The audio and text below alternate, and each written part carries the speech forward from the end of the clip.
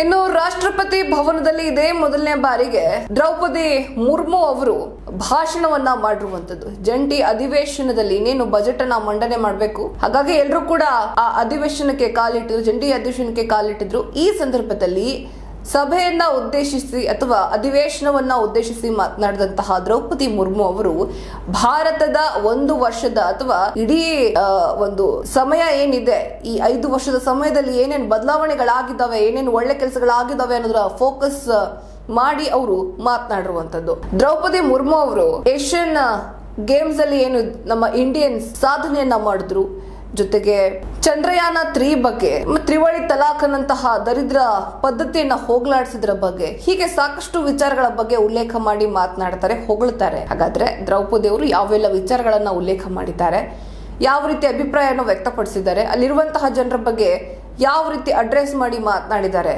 ನೋಡೋಣ. ಬಜೆಟ್ ಅಧಿವೇಶನ ಆರಂಭಕ್ಕೂ ಮುನ್ನ ರಾಷ್ಟ್ರಪತಿ ದ್ರೌಪದಿ ಮುರ್ಮು ಅವರು ಲೋಕಸಭೆ ಮತ್ತು ರಾಜ್ಯಸಭೆ ಜಂಟಿ ಅಧಿವೇಶನವನ್ನ ಉದ್ದೇಶಿಸಿ ಮಾತನಾಡಿದರು.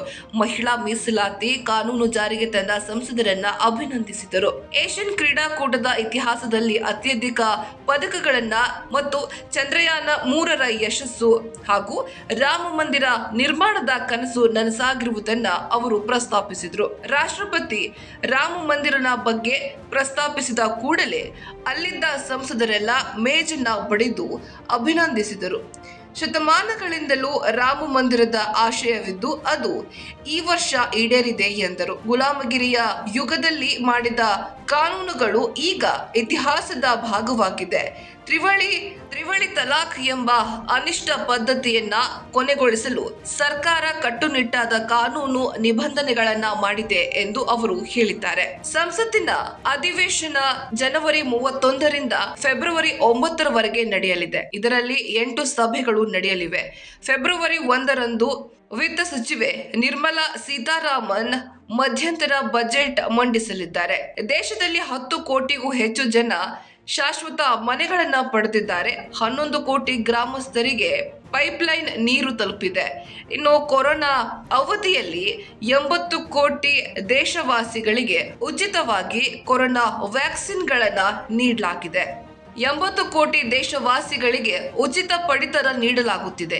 ಈಗ ಅದನ್ನ ಮುಂದಿನ 5 ವರ್ಷಗಳವರೆಗೂ ವಿಸ್ತರಿಸಲಾಗಿದೆ. ಇದಕ್ಕೆ 11,000 ಕೋಟಿ ರೂಪಾಯಿ ಹೆಚ್ಚು ವೆಚ್ಚವಾಗಲಿದೆ ಎಂದು ಅಂದಾಜಿಸಲಾಗಿದೆ. ನಮ್ಮ ಸರ್ಕಾರ ಒಂದು ದೇಶ ಒಂದು ತೆರಿಗೆ ಕಾನೂನನ್ನ ತಂದಿತ್ತು. ಇನ್ನು ಬ್ಯಾಂಕಿಂಗ್ ವ್ಯವಸ್ಥೆ ಬಲಗೊಂಡಿದೆ. ಬ್ಯಾಂಕ್ಗಳ NPA 4% ಇಳಿಕೆಯಾಗಿದೆ. ಮೊದಲಿಗಿಂತ FDI ದುಪ್ಪಟ್ಟಾಗಿದೆ. ಉತ್ತಮ ಆಡಳಿತ ಮತ್ತು ಪಾರದರ್ಶಕತೆಯಿಂದಾಗಿ ಆರ್ಥಿಕ ಸುಧಾರಣೆಯಾಗಿದೆ. ಇನ್ನು ಮೇಕ್ ಇನ್ ಇಂಡಿಯಾ ದೊಡ್ಡ ಅಭಿಯಾನವಾಗಿದೆ. ರಕ್ಷಣಾ ಕ್ಷೇತ್ರಗಳಲ್ಲಿ ಖಾಸಗಿ ಕಂಪನಿಗಳ ಭಾಗವಹಿಸುವಿಕೆ ಹೆಚ್ಚಾಗಿದೆ.